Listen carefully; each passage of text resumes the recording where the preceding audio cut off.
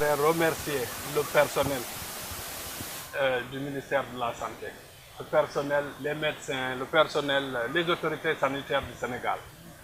Vraiment, je voudrais vous remercier au fond du cœur parce que je sais que personne ne peut vous payer. Il n'y a que Dieu qui vous payera. Parce que ce que vous faites, à part Dieu, il n'y a pas un être humain qui peut le payer. Parce qu'on est dans une situation où tout le monde a peur, mais vous, vous êtes les premiers à se mettre devant et à donner pratiquement votre vie pour le Sénégal. Donc ça, c'est quelque chose, sachez que nous, on considère beaucoup et, c'est très très important pour nous de vous rappeler qu'on est derrière vous, qu'on est avec vous et que nous écoutons, moi et toute ma communauté et tous ceux qui acceptent mes recommandations en tant que shérif, petit-fils du prophète, nous sommes derrière les autorités sanitaires. Toutes vos recommandations, nous voulons appliquer ça. Donc ça, je voulais le dire. Le deuxième point que je voulais dire, c'est que nous, ce qu'on a fait aujourd'hui est symbolique. Ce n'est pas grand-chose. Mais c'est pour donner un exemple. C'est pour montrer à toute la communauté, à tous les autres musulmans, voilà comment il faut se comporter quand il y a des situations comme ça. Ça, c'est, en quelque sorte, je dirais, ça, c'est un projet pilote pour encourager les autres à faire encore plus. Donc je voudrais remercier aussi tous mes talibés, toute ma communauté, partout dans le monde, qui ont aidé à pouvoir faire ça. Je voudrais les remercier. Ensuite, on est en train de faire cet acte symbolique. Ça, c'est symbolique. Et puis vous, vous êtes des hommes, machallah, très courageux. Mais il ne faut pas qu'on oublie. Moi, en tant que chef de communauté, par jour, je reçois des milliers d'appels. Des gens qui gagnaient leur vie le jour au jour. Ces gens-là, comment il faut qu'on pense à eux? Moi, ça fait 15 jours. Chaque jour, on partage du riz, du sucre, du lait.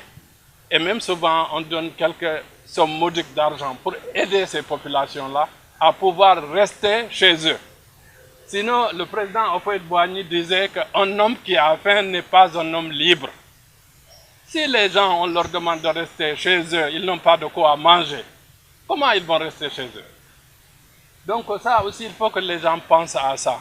Ensuite, il y a le problème de stigmatisation. Dès que quelqu'un est malade, même s'il est guéri, tout le monde a peur de lui. Ça aussi, l'islam ne recommande pas ça. L'islam recommande à nous tous de prendre les précautions. Parce que Dieu dit dans le Coran, وَلَا تُلْقُوا بِأَيْدِيكُمْ إِلَى التَّهْلُكَةِ فَأَحْسِنُوا فَإِنَّ اللَّهَ يُحِبُّ الْمُحْسِنِينَ. Ne vous jetez pas de vos propres mains vers la destruction. Faites du bien, Allah subhanahu wa ta'ala aime ceux qui font du bien. Donc essayons de suivre les recommandations des autorités sanitaires. C'est très important, j'insiste sur ça.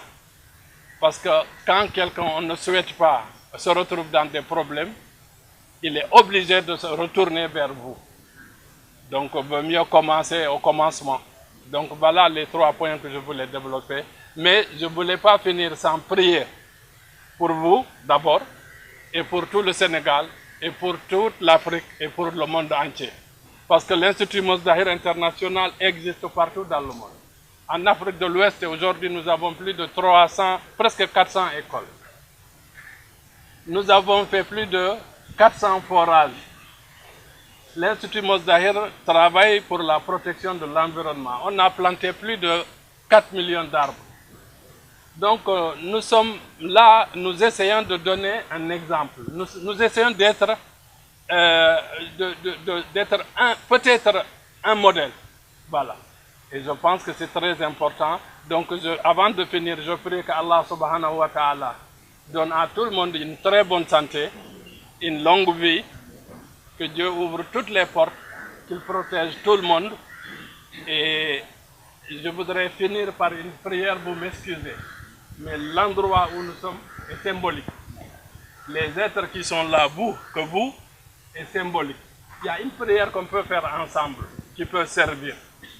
Qui peut servir ici, qui peut servir ailleurs et partout.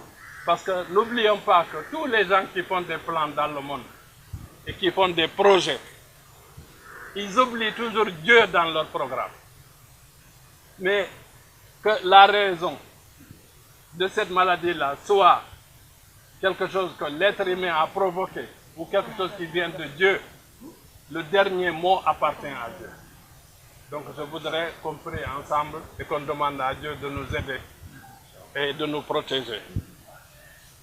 أعوذ بالله من الشيطان الرجيم بسم الله الرحمن الرحيم اللهم صل على محمد وعلى اللهم إني أتوجه إليك بنبيك نبي الرحمة وأهل بيته الذين اخترتهم على علم العالمين اللهم لين لي صعوبتها وحزنتها واكفني شرها فإنك الكافي المعافي والغالب والقاهر برحمتك يا رب العالمين اللهم صل على محمد وآله.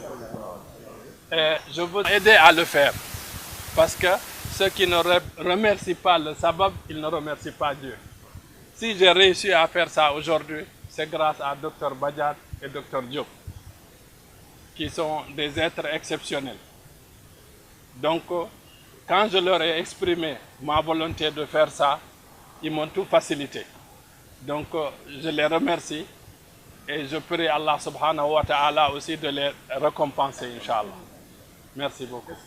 ñun dañ ko def pour won nit ñi rek situation bu mel nii bu xewtee ci àdduna bi baax na nit ñi jóg ñu taxaw ak autorités sanitaires yi même si c'est symboliquement li ñu def c'est symbolique mais c'est pour aider les populations mais aussi aider ceux qui aident les populations ceux qui sont en première ligne qui sont au front waaw ma ne dimbale ñi nga xam ne ñoo nekk ci kanam xeex bi nga xam ne moom la ñuy xeex feebar bi mooy autorité sanitaire yi parce que ñoom jar nañu dimbal maa ngi doon wax sànq ma ne ñii kenn mënu leen fay dañuy wax rek mais kuy sauver vie kooku kenn mënu ko fay yàlla rek moo ko mën a fay ñoom dinañu liggéey xëy na dinañ leen jox dara mais ñoom ci seen bopp xamuñu waaye yàlla dina leen fay yàlla moo leen di fay léegi li ñu def nii dañu ko def rek symboliquement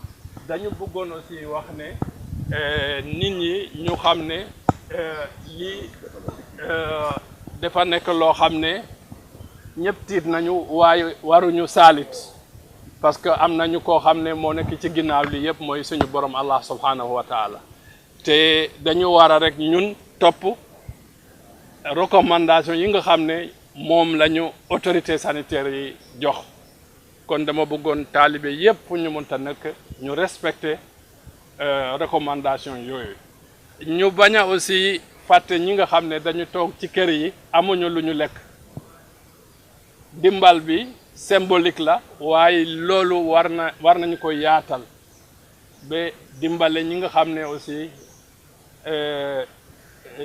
seen am nañu jafe-jafe ci dund par jour te ñun loolu la ñuy def depuis 15 jours ñu ngi ci loolu xam nañu suñu communauté xam nañu néew doole ñooñu duñu leen sax laaj dañuy def lu ñuy def ba pare yóbbul leen ko waaye dama bëggoon ñëpp def loolu laa bëggoon nit ñi ñëpp ku mun def rek mu def loolu ku mun a dimbali sa morom rek mu def ko et en même temps ñu bañ a ragal encore ñi nga xam ne dañu feebar wér ñu bañ a leen ragal ñu bañ a leen jiiñ dara ñu xam ne lii ndogalu yàlla la rek incha allah allahumma salli ala muhammad wa ali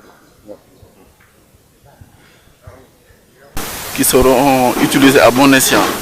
Donc la communauté hospitalière de l'hôpital de Fann plutôt en a besoin grandement. L'État fait des efforts, mais ces efforts méritent également d'être accompagnés et soutenus. Et c'est ce qu'il est en train de faire. Donc je voudrais vraiment au nom des collègues, médecins, pharmaciens, de tous les acteurs de l'hôpital, les remercier pour cet acte que nous apprécions à sa juste valeur et nous le remercions chaleureusement et vivement pour sa contribution à la riposte contre cette maladie qui en tout cas pose beaucoup de problèmes dans tous les pays. waaw man maa ngi tudd Bara Ndiaye professeur Bara Ndiaye maay pharmacien hôpital bi dama bëggoon rek remercier Chérif ci acte bi mu def maanaam jàppale hôpital bi ci ay produits yoo xam ne dañ ko soxla ay produits masque la ay produits d'hygiène ay gants ay produits yooyu yàlla xam na ni dañ ko soxla maanaam sax état bee ngi dafay effort mu ñu jàppale ci loolu mais ay produits yu dul doy la maanaam ku ñu ci jàppale rek dañuy jël te lim ci jàpp ni ñu ngi ko ciy gërëm bu baax di ko ci sant te manqué def ci tour waa hôpital bi yëpp maanaam tour médecin yi pharmaciens yi infirmiers yi nekk ci biir hôpital bi et di ko gërëmaat parce que du ñëpp bokk ci xeex bi moom daf ci bokk ak ay kattanam parce que mi ngi communiquer ak population yi mi ngi leen di sensibiliser mais également mi ngi ci def alalam te du ñëpp a def loolu donc dama bëggoon gërëm ko ci au nom de tout le monde au nom de waa hôpital bi yëpp voilà mu ngoog loolu laa ci bëggoon sànni. Je vais dire un mot aussi, c'est... Voilà, je suis le docteur Cheikh Tako Diop, je suis le directeur de l'hôpital Fann. Alors je voudrais également dire un mot à la suite du chef de service de la pharmacie, mais c'est surtout des mots de remerciement à l'endroit de Chérif Ali Mohamed Aïdara, qui est venu justement aujourd'hui nous apporter un don qu'il dit symbolique, mais qui représente quand même un montant de 7 millions, ce qui n'est pas insignifiant, ce qui est très significatif. Et il a surtout aidé à avoir des consommables de protection du personnel de manière générale. Donc il s'agit essentiellement de gants, mais également de masques et d'alcool-gel. Des produits qui vont bien entendu aider tout le personnel à mieux protéger et à faire face justement à cette maladie-là. Donc au-delà de ce qu'il a appelé, qu'on peut dire aujourd'hui consommable, au-delà de ça, il a plutôt apporté la vie. Parce que c'est quand ce personnel-là sera bien protégé qu'il pourra bien prendre en charge les malades de manière générale. Nous sommes au front, le personnel de santé au front, j'en profite pour les féliciter et les remercier. Et ce personnel doit être extrêmement bien protégé. L'État fait tous les efforts possibles, mais l'État ne peut pas être partout et tout le temps. Donc il est important que de bonne volonté, comme l'Institut Moussaïr et d'autres, viennent à notre secours, viennent aider les populations, viennent aider les personnels de santé de manière générale, et c'est ce qui a été fait aujourd'hui. Alors je voudrais donc profiter au nom du conseil d'administration, au nom du personnel de l'hôpital Fann de manière générale, remercier le Chérif Ali Mohamed Aïdara et surtout demander qu'il continue à prier pour nous, nous qui sommes au front, pour que justement cette épidémie-là puisse disparaître à jamais du Sénégal, mais également du monde de manière générale. Je vous remercie. En Wolof, vous avez vu un peu... Waaw, tey dañu... Une question en français.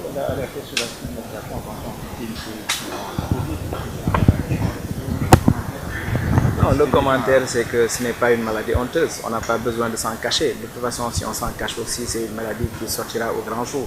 Ceux qui sont malades ou guéris de cette maladie ont besoin plutôt d'être soutenus, ont besoin d'aider le personnel de santé à sensibiliser les autres, mais on n'a pas justement besoin de les fuir ou de les stigmatiser. Je pense que c'est un mauvais procès qu'on leur fait.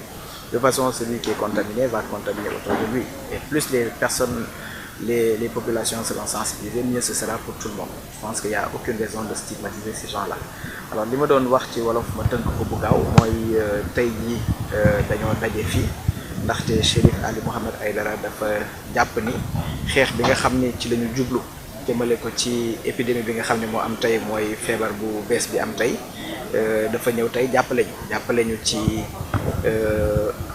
consommable yu bari yoo xamante ni moom dafa jàpp ne sax xëy na acte bu symbolique la waaye ñun lu rëy lañ ko jàppee ndax li mu indi nag valeur u 7 millions la te bu fekkoonte ni ñëpp def nañ ne moom xeex bi dana gën a yomb te lii fa la ñuy xaar nitu diine yi de manière générale ak ñi nga xam ni mën nañ ko tey ji indil nañu donc ay masques ay gants alcool-gel et cetera te loolu daf ñuy gën a jàppale ci gën a toppatoo ñi nga xamante ni ñoom ñoo nekk ci xeex bi te ñooñu plus ñu leen di jàppale ba duñu feebar loolu mooy gën ñu ndax ñoom ñu mën a seen bopp jàppale ñi nga xamante ni ñoo feebar donc ñu ngi ko ci gërëm bu baax di ko sant di ko ñaan également mu ñaanal ñu ba lii jóge fi nu mu gën a gaawee fii ci Sénégal ak sax ci àdduna bi yëpp ndax ñëpp am jàmm ñu dellu ci lañ nekkoon avant.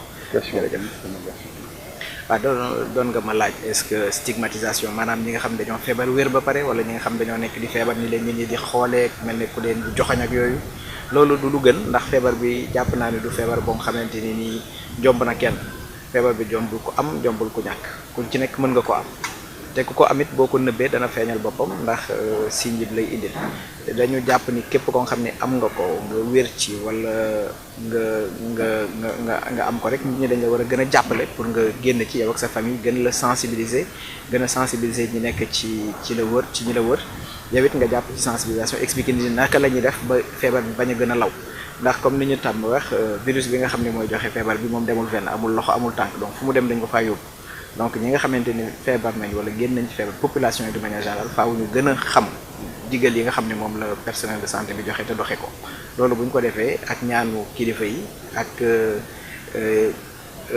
liggéey bi nga xam ne personnel de santé yi ñu ngi koy def ak état bi ñu ngi koy def de manière générale lii léegi mu nekk suñu ginnaaw balaa yàgg ñu sant ko